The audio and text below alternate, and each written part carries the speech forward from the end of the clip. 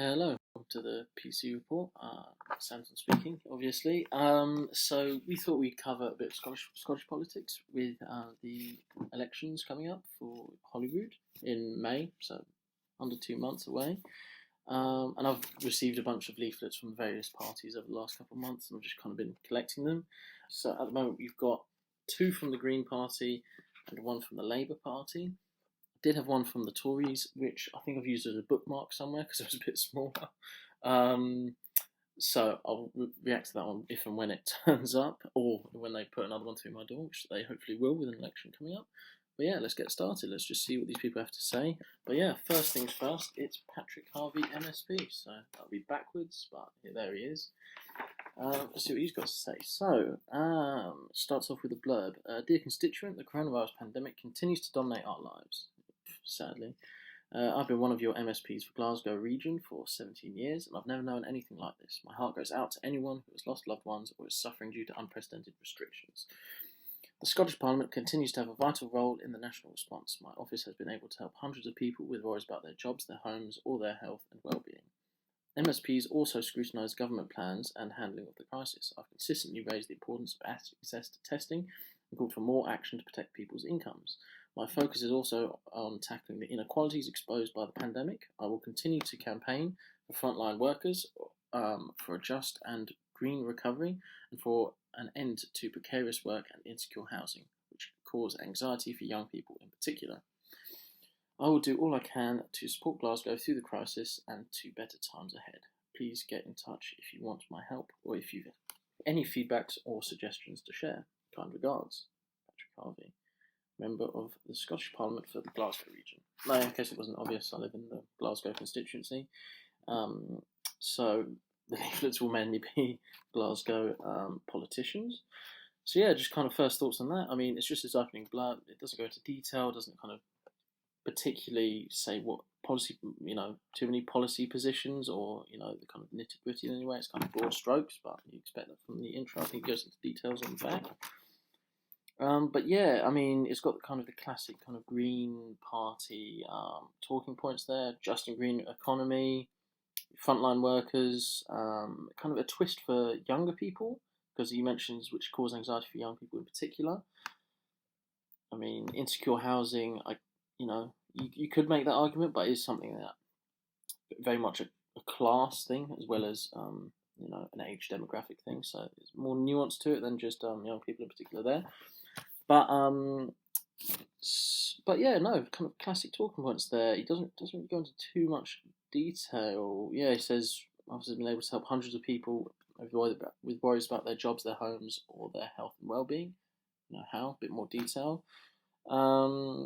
Importance of access to testing. Good. I fully support that. I'm tackling the inequalities exposed by the pandemic. Yeah, I guess more detail, but that will probably be to come. And then yeah, precarious work and insecure housing. Those are big issues as well. So yeah, not a whole lot to go on at the beginning there, but hopefully he goes into more detail. So a voice for Glasgow. Throughout the pandemic, I've raised important regional issues in Parliament, including securing emergency funding to save Glasgow's iconic subway. Now, yeah, why would that need saving? I mean, I guess during the pandemic, just like the trains, in London or in any kind of commuter belt areas, or places where people have to commute to work, rather, the amount that people are using these services has gone down. So probably the income they rely on to be self-sufficient, has probably gone down as well. So I'm guessing it's got something to do with that. So good they secured emergency funding. Because you never want to get rid of existing infrastructure, that especially from a green perspective, where it would encourage people to not take cars, better for the environment and things like that. So I can see multiple perspectives of why this would be a good thing. So yeah, securing emergency funding, that sounds like a good starting point. Supporting independent cafes and hospitality businesses. I mean, nothing not to like there. Hospitality, cafes, hotels, restaurants, things of this sort, pubs, have been hit especially hard, especially if they've been unable to do takeaway. So, a hotel, nobody really goes there for the takeaway food, I guess. So I'd say especially hotels, especially in a place like Scotland, which is kind of internationally renowned, and has a kind of a big hospitality sector. Um, so yeah, no, fully support that. Once again, not many details, but he's hitting good and valid points. Speaking out for sacked workers at the council-owned SEC. So I don't really know too much about that, so I'm not going to comment on something I don't know about at risk of sounding like I don't know what I'm talking about. I don't want to become a meme. Calling for a bailout to reopen libraries and leisure centres. I mean that since austerity, which came with the coalition government in 2010, we've seen across the country, not only in London where I grew up, but everywhere. Youth clubs, libraries, swimming pools, and of the sort get shut down.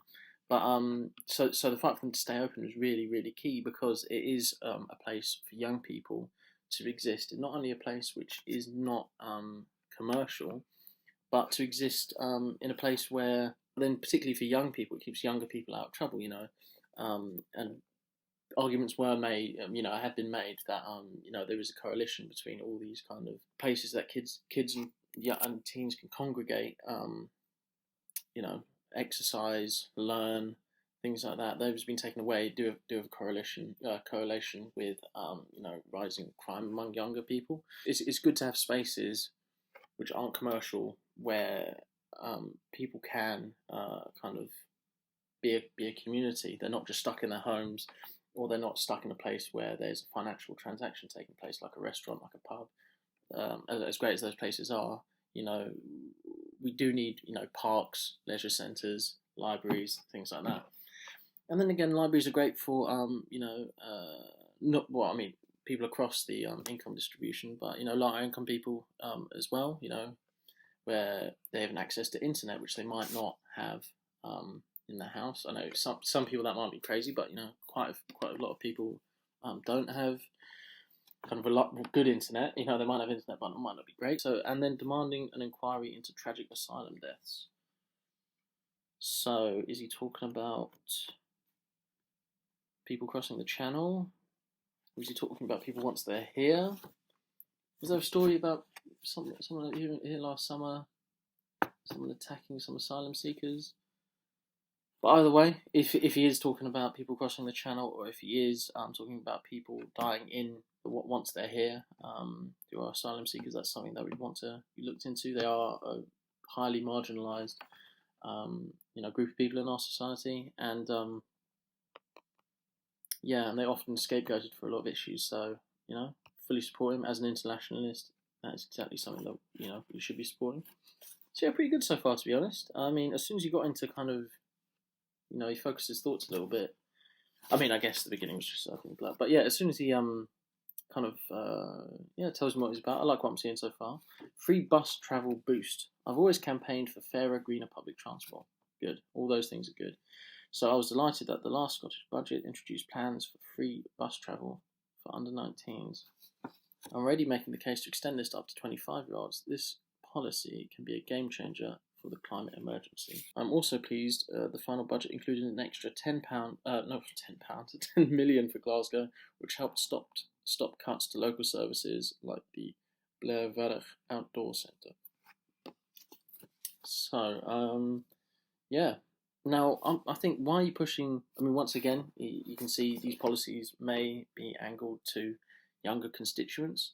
You can see the bus travel for under 19s. Let's get those, and this is something where the SFP also up here, very successful in, tailoring policies for your younger voters to get those young people not disillusioned with politics, but get them involved, get them feel like they're represented. Focus policies on them. So I don't get why they're not pushing maybe for free bus travel for everyone as well. Why focus on young people? I mean, I guess then you get people saying, "Oh, magic money tree," but Rishi Sunak's found a magic money tree. It seems all that cuts bullshit over the last 11 years now. The magic money tree does seem to exist, only when they need it, only when it fits their priorities. But yeah, I like that. I would I'd be more ambitious. Really, free public transport for all. This will then, while it might mean it's financially less viable, so that policy is probably less realistic financially. But there should be an argument being made that it increases people. Increases people to use public transport. Encourages people to use public transport. Less people using cars. And yeah, it allows people to have more disposable income as well. If you know they don't need to pay anything to get to and from work. People of lower income, people of lower income, or low wage workers. It's not like they're going to be squirreling this money away in the Cayman Islands or anything. That money saved there will go into other, people on lower incomes generally spend high proportions of their money. So it's not like it's not going to be spread around later on, that saving. But yeah, I like it. I think maybe I just think why focus on young people too much? Although I guess they'll be on lower incomes, so they'll just be starting off in the professional world. But up to 25-year-olds, I mean, a lot of people have fairly good jobs by then. But yeah, no, I like that policy. I think you could, like I said, you could just extend that maybe a bit further. And an extra 10 million for Glasgow, always good. Stopping cuts is always good. It's local services like the outdoor centre. I actually don't know where that is, but I'm guessing it's another kind of community space. So the fact that it's been saved is of course a good thing. Now, hospitality in crisis, yes, it's something I think we touched upon a little bit earlier. Our hospitality sector is being hit hard by coronavirus. Thousands of people have lost their jobs in a sector where work was already often precarious and low paid. I've repeated, nothing to disagree with there. It's been totally destroyed over the course of the pandemic, and I think people don't necessarily criticise the Tory Party enough for encouraging everyone to go help out. Eat out to help out? Which led to another spike, and then kind of setting arbitrary targets for themselves by saying like, all these restaurants have to go through all these safety measures. Sometimes these hospitality businesses would invest thousands into fitting with the COVID rules, and then telling, oh well, you got shut anyway. It's like, well, why? I guess if the science changed, our policy changed, but still, hospitality I feel has been dicked around a little bit this year through no fault of their own. So the fact that you're coming out in solidarity, supporting it, always a good thing. So I've repeatedly called for more action to protect workers. Couldn't agree more. I also want to help more help for employers who pay a real living wage of at least £9.30. So he's for £9.30 living wage. I think you should make that minimum wage £9.30. Or maybe that's what he means, but he does say living wage. Who knows? And yeah, I think increases to minimum wage or living wage are a good thing. And you get kind of classic people on the right of politics. I mean, from Milton Friedman, Thomas Sowell, to kind of more contemporary people like Peter Schiff, I guess, who always kind of point at, well, if you raise the minimum wage, you're going to price a whole bunch of people out of the jobs market. But then also, if you don't pay people a bare, enough to be able to live, is that really a good job anyway? You know what I mean? Is that really how we want capitalism to be? Is that a good argument for capitalism to be able to work 40 hours a week or 37.5 or whatever, and still be in poverty? Because in this country we've got a hell of a lot of working poor. So, and isn't it then a social good to give them that baseline? Because like I might have mentioned previously, people on lower incomes spend more of their incomes. We increase that. It will give them more spending power, which will then, help the local economy, and will get circulated more. Just like trickle down economics doesn't work, but if you raise the kind of the base or whatever, this money doesn't disappear to the Cayman Islands or something like that. It does. It gets spent more because people on lower incomes spend high proportions of their salaries. And then also, it just doesn't bear in the statistics either. So I see this quite often on Twitter or things like that, where Australia has a quite high minimum wage. I think it's like $22 Australian dollars, that'd be like £12.30 an hour. So that's quite, quite high. And their unemployment rate, at least pre-pandemic, so was the same as the US. So you know how in the media just before the pandemic they were always Trump especially was always banging on about how we've got the lowest unemployment in since however long, lowest black unemployment ever. Australia it was something like they were both 3% something. And Australia did that with an incredibly high minimum wage. So the whole argument that people get priced out of the wage market, I mean, there's a big example in Australia where that just isn't the case. So explain that one to me. How have people not been priced out of the jobs market there? And yeah, why should people, the whole problem of working poor? If you work full time, you should be able to afford, what you need for life, like housing, food, and all this. You shouldn't have to go to food banks, and you should have the right to like a 1 bedroom flat. I saw this one statistic where it was like 95% of, I'm bringing out a lot of US examples here, but 95% of US counties, you would not be able to afford a 1 bed flat with the minimum wage. And like the only places that aren't are like some places like right up in like Maine, or like the middle of nowhere in like Missouri or something like that. But like everywhere else, or not Missouri, I don't know why I've singled out Missouri there, I don't actually know. But on the map it was like 95% of it was red, because on a minimum wage you wouldn't be able to afford that. So yeah, all for increasing the minimum wage. So he brought it in towards the end there. So that's pretty much it. I kind of like what he had to say. He hit some good points. Could have gone into more detail, but I guess this is no. Actually, I'm going back on myself here. I kind of like. He's just listed his priorities. This is kind of what we stand for. This is what we're pushing for. I mean, people who receive these leaflets, they don't want it to be kind of long, too long, because people get turned off from that kind of stuff. It just seems like the list, or some intense bit of reading.